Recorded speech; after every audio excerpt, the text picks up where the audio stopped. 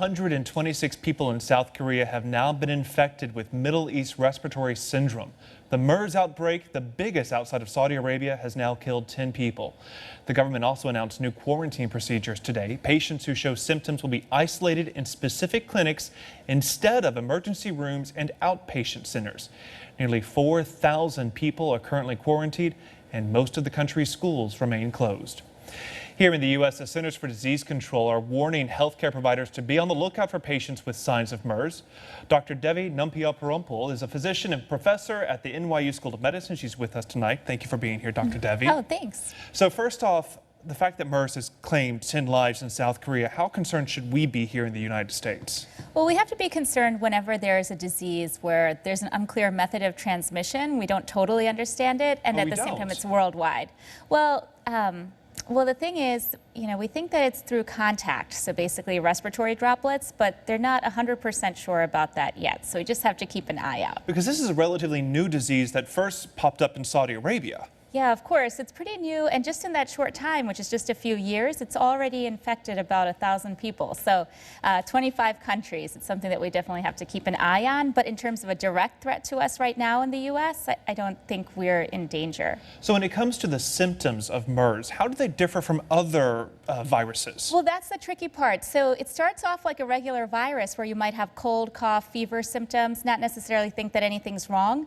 But the thing is, as it progresses, you might get more GI symptoms, so nausea, vomiting, diarrhea, and then the way that it actually kills people is it causes a severe pneumonia and it can cause kidney failure.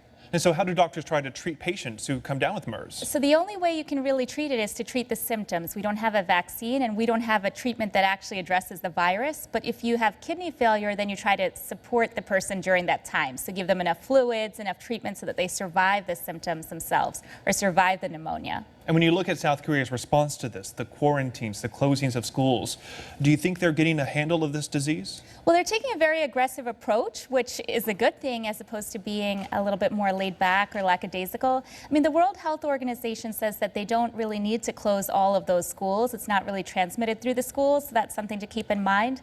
But I think given the impact of what's been going on, it is important to be aggressive. I mean, already they're changing their interest rates. They're taking a lot of moves because they feel like perhaps their economy is affected already. People are not as interested in going out to public places like the malls, restaurants, theaters. So in Hong Kong, for example, they're concerned about travel. There is a lot of fear associated with this, and do you feel like this is a justified fear? Well, to some degree. I mean, I think, we have to be concerned whenever there's something like this. But at the same time, of course, the more steps that you take, the more panic you create, right? Mm-hmm. So it's kind of a difficult balance to know exactly where to draw the line. And so where do you see this going? Do you feel like the outbreak could get a lot worse in South Korea, or do you feel like South Korea is getting this under control? I think they're getting it under control. I mean, I think being that aggressive, that they do have a good hold of things. I mean, the thing to be concerned about with the quarantines, of course, they've got over 3,000 people in quarantine, right? Mm-hmm. So you want to make sure that each of these people is kept separately. You don't want the people who turn out to be sick to be right next to the people who are actually healthy, right? Because then you could have some cross-contamination. You could have people getting sick in the quarantine itself. It's difficult. As we've seen here in the United States with Ebola, it can be difficult to keep people in quarantine. And exactly. make it work. Okay, Dr. Devi, thank you so much for coming in tonight. We appreciate it. Nice to see you. Good to see you too.